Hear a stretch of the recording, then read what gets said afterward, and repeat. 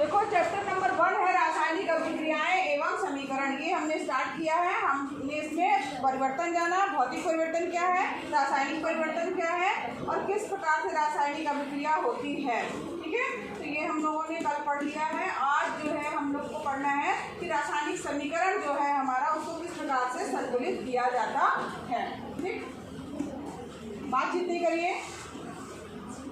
कल हमने इस समीकरण को लिया था Zn plus H2SO4 ZnSO4 plus H2। तो यहाँ पर जब हमने इसके संतुलन की बात देखी थी, संतुलित करना मतलब हुआ कि जो अभिकारक है और जो उत्पाद बना हुआ है उसमें जो तत्व है उसमें परमाणुओं की संख्या जो है उसकी उतनी ही होनी चाहिए। ठीक है, बराबर होनी चाहिए अभिकारक और उत्पाद में। तो यहाँ पर देखो परमाणुओं की संख्या जो है इसमें बराबर थी। Zn 1 था और उत्पाद में भी 1 था। हाइड्रोजन 2 थे, उत्पाद में भी 2 हाइड्रोजन थे। सल्फर 1 था और ऑक्सीजन 4 थे। ये जो है सब बराबर था, तो उसका मतलब है वो समीकरण हमारा क्या था, संतुलित था। आज जो है बात कौन कर रहा है?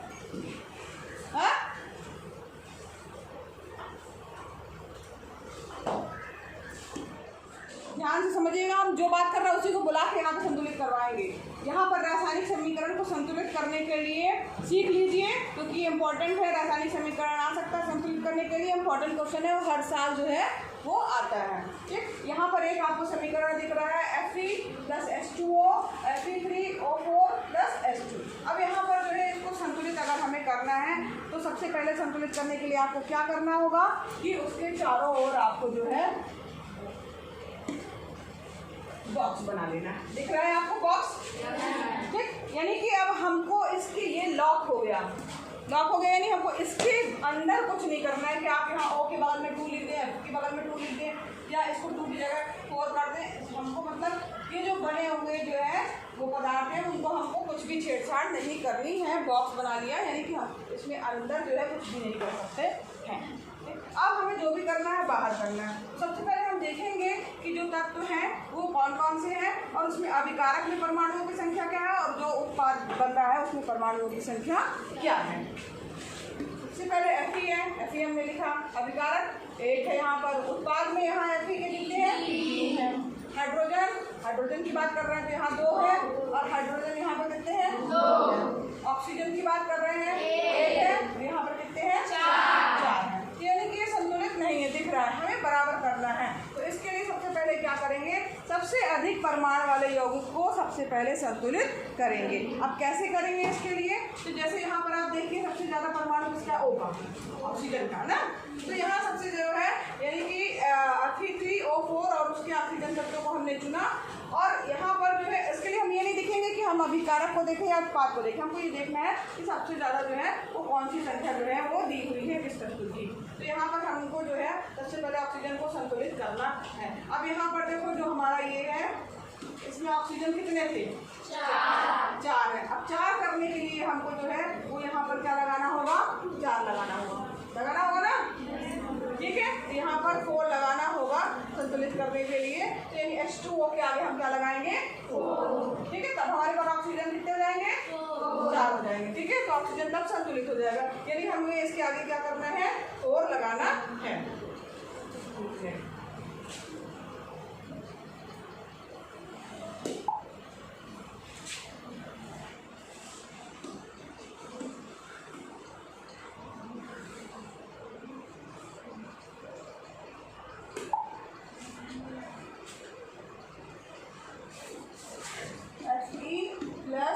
H2O बना क्या है आपका उत्पाद? Fe3O4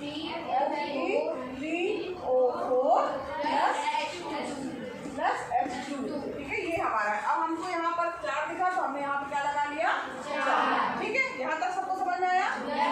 ठीक, अब इसके बाद नेक्स्ट जो है वो आप देखिए कि क्या करना है इसमें।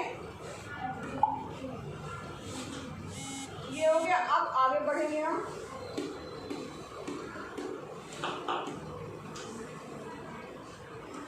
यहाँ पर इस चीज को ध्यान देना है कि चार का हमें आगे ही लगाना है, बॉक्स के अंदर छेड़छाड़ नहीं करनी, H2O4 नहीं कर देना है, H2O4 की यहाँ पे पावर में इधर मतलब साइड में जो है वो 4 नहीं लिखना है, ठीक है। उसके सामने की तरफ ही हमको अंक लिखना है, तो हमने यहाँ पर जो है वो हम 4 लगाएंगे। अब हम लेके चलते हैं इसके बाद जो है वो क्या कि जो है हाइड्रोजन। अब हाइड्रोजन कितने हैं, अब हमने यहाँ पर जो है देखा तो इसमें हाइड्रोजन जो है वो कितने हो गए, यहाँ पे 4 लगा दिया। अब हाइड्रोजन कितने हो गए, ये 4 दूनी 8 हो गए, कितने थे 2। तो यहाँ पर 8 है, यहाँ पर 2 है, तो इसका मतलब यहाँ पे क्या करना होगा आपको 4 हाइड्रोजन जो है वो अगर आगे फ्रंट में लिख दे तो हमारे हाइड्रोजन क्या हो जाएंगे, संतुलित हो जाएंगे, 8 हो जाएंगे। समझ में आ रहा है सबको। तो हमने क्या किया कि हमने जो है इसके आगे जो है हाइड्रोजन जो है 4 दूनी 8, यहाँ पर हमने क्या कर दिया 4 दूनी 8, यानी हमारा ऑक्सीजन हो गया संतुलित, हाइड्रोजन हो गया। अब हम चलते हैं किसकी ओर, आयरन की ओर, Fe की ओर चलते हैं। यहाँ पर Fe कितना है 1, यहाँ पर कितना है 3। अब यहाँ पर अगर हम 3 लगा दें तो हमारा Fe भी संतुलित हो जाएगा।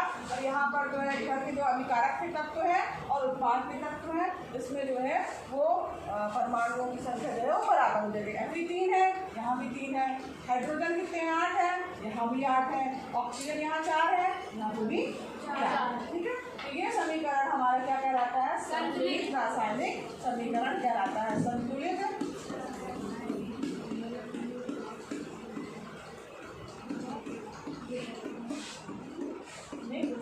समीकरण।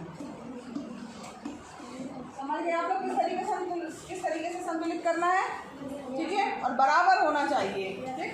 तो यहाँ पर ये हो गया। अब यहाँ पर आगे हम बढ़ते हैं, ये यहाँ पर जो है संतुलित करके लास्ट में जो है वो दे दिया गया कि ये जो है वो संतुलित हो गया। और इसमें जब हम देखेंगे जांच करेंगे तो समीकरण के दोनों ओर के तत्वों में परमाणुओं की संख्या जो होगी वो क्या होगी, बराबर होगी, यानी कि ये समीकरण क्या हो गया, संतुलित हो गया। अब यहाँ पर जो है आगे दिया गया है संतुलित तो हमने कर लिया, इसके बाद भौतिक अवस्थाओं के संकेत लिखना। तो यहाँ पर जब समीकरण संतुलित हो जाता है उसके बाद जो है उसकी अवस्था के बारे में भी कई बार जो है कुछ समीकरण में किसी रासायनिक समीकरण में जो है संकेत जो है वो लिखा जाता है। कैसे लिखा जाता है, क्या क्या लिख सकते हैं, तो यहाँ पर देखो, और क्यों लिखा जाता है, ताकि जो है समीकरण को देख के ही हमें पता चल जाए कि जो है उसकी भौतिक अवस्था क्या थी और क्या परिवर्तन हो रहा है। तो यहाँ पर देखो 4 चीज़ें हो सकती हैं, क्या क्या हो सकता है। अगर आपके पास में गैस है तो उसके लिए G लिखा जाएगा, अगर लिक्विड यानी द्रव है तो उसके लिए L लिखा जाएगा, जलीय रूप में है यानी कि तो उसके लिए एक्वा लिखा जाएगा, और ठोस रूप में है तो उसके लिए सॉलिड यानी S लिखा जाएगा, ठीक है। यहाँ सबको समझ में आ रहा है। इस तरह से कहा जाए, अगर क्या है गैस है, रेड से लिख दीजिए इसको,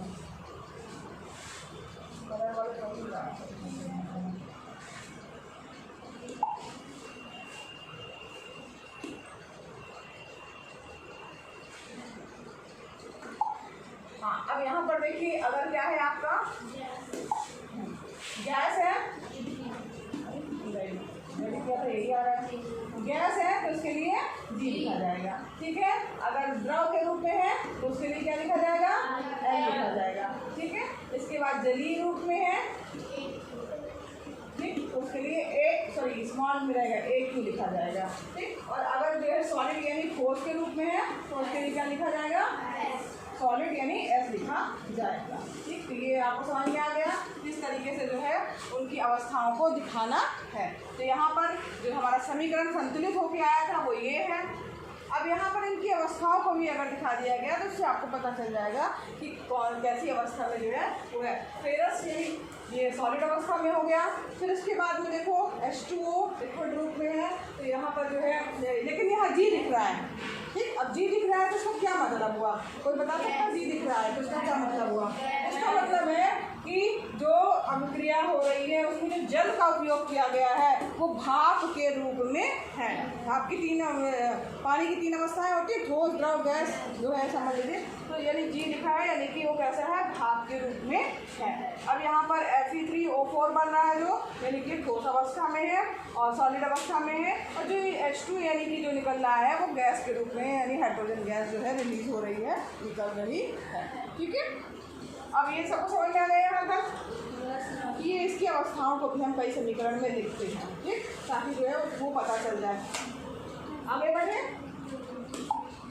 आगे हाँ देखिए, जैसे कि ये दिया है। अब कई बार ऐसा होता है कि अभिक्रिया जो हो रही है, तो आपने देखा होगा कि यहाँ पर भी उस तीर के निशान के ऊपर भी कुछ कुछ चीज़ें लिखी होती हैं, यानी उसकी परिस्थितियाँ लिखी होती हैं। कई बार टेम्परेचर दिया होता है, कई बार दाब दिया रहता है, कई बार कोई और चीज़ एक्स्ट्रा दी होती है, ठीक है, जो कि प्रेरक वगैरह होती है। तो वो उसको जो है हम हमेशा तीर का, जो आपको ये निशान दिख रहा होगा, ये दिख रहा तीर का निशान है ना, तो इस जो ये तीर का निशान दिख रहा है इसी के ऊपर लिखा जाएगा। यानी कि जैसे मान लीजिए हम ये इस समीकरण को लेके चल रहे हैं, ये वाला समीकरण आपको पता है ये क्या है, प्रकाश संश्लेषण की क्रिया में जो है पौधे अपना जो है वो भोजन बना रहे हैं, ठीक है, वो ये वही समीकरण है। तो इस समीकरण में देखिए कि क्या किया गया है कि कार्बन डाइऑक्साइड, पानी लिया गया है और उसके बाद जो है सूर्य के प्रकाश की उपस्थिति में और क्लोरोफिल की उपस्थिति में पौधे अपना भोजन का निर्माण करते हैं, जो कि आपका ग्लूकोज हो गया। इस प्रक्रिया में ऑक्सीजन गैस निकलती है और जो है वो पानी की बूंदें भी जो है वो निकल रही हैं, इसको बैलेंस कर लिया गया है। अब जब ये सबका फार्मूला आपको पता होना चाहिए, ग्लूकोज का क्या है, C6H12O6 है, ठीक, ऑक्सीजन का O2 हो गया, H2O।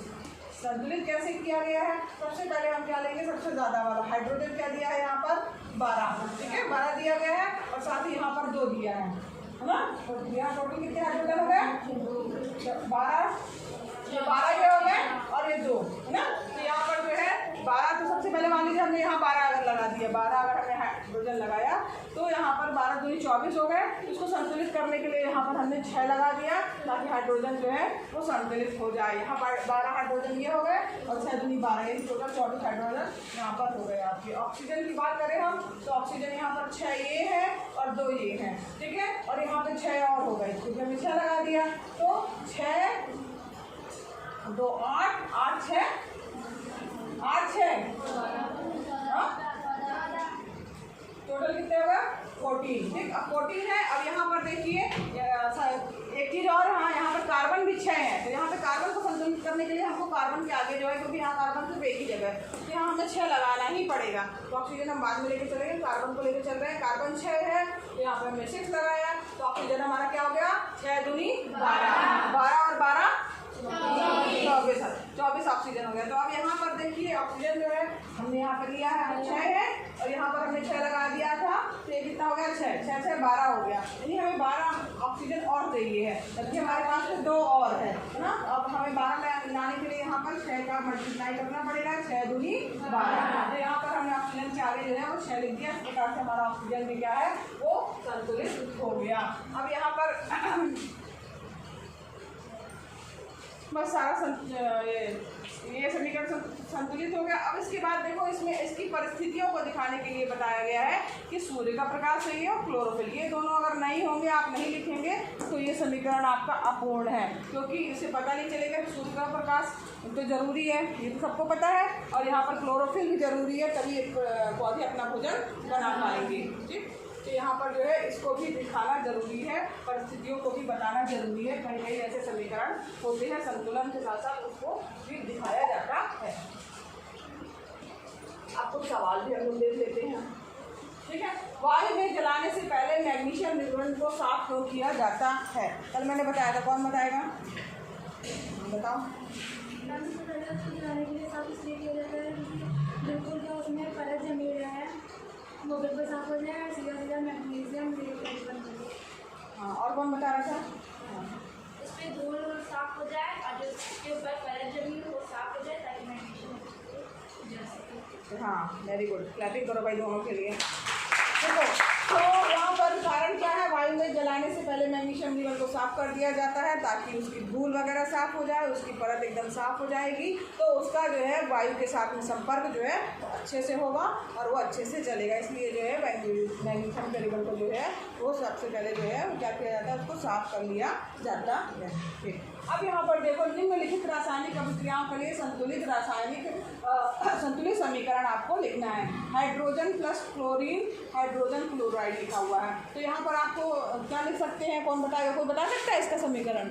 हाइड्रोजन प्लस क्लोरीन और हाइड्रोजन क्लोराइड बनेगा, कौन बताएगा, हाँ आ जाओ ईशा, आओ आओ जल्दी आओ, फटाक से आओ।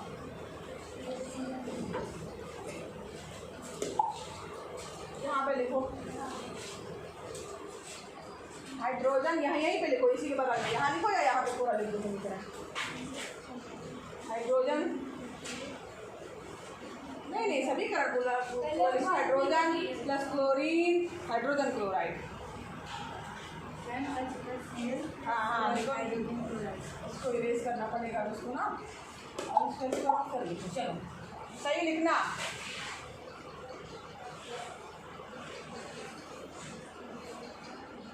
बराबर का तो चिन्ह लगता ही नहीं है कहीं। बराबर का चिन्ह मैंने बताया है क्या? क्या बताया है? तीर का निशान, ठीक है। क्या ये सही की है? और बताओ भाई, कोई बताएगा? ये सही नहीं है। क्यों सही नहीं है? तुमने हाइड्रोजन बोला, हाइड्रोजन कभी H के रूप में नहीं लिखा जाता है, H2 के रूप में लिखा जाता है, ठीक।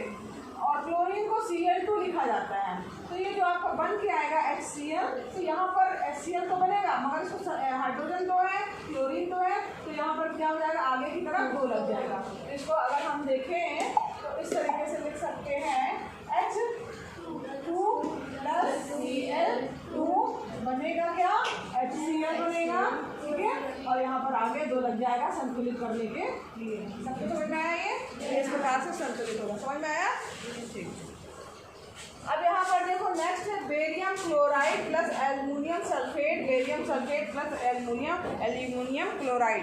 तो यहाँ पर इसको कौन बताएगा? फटाफट बताइए।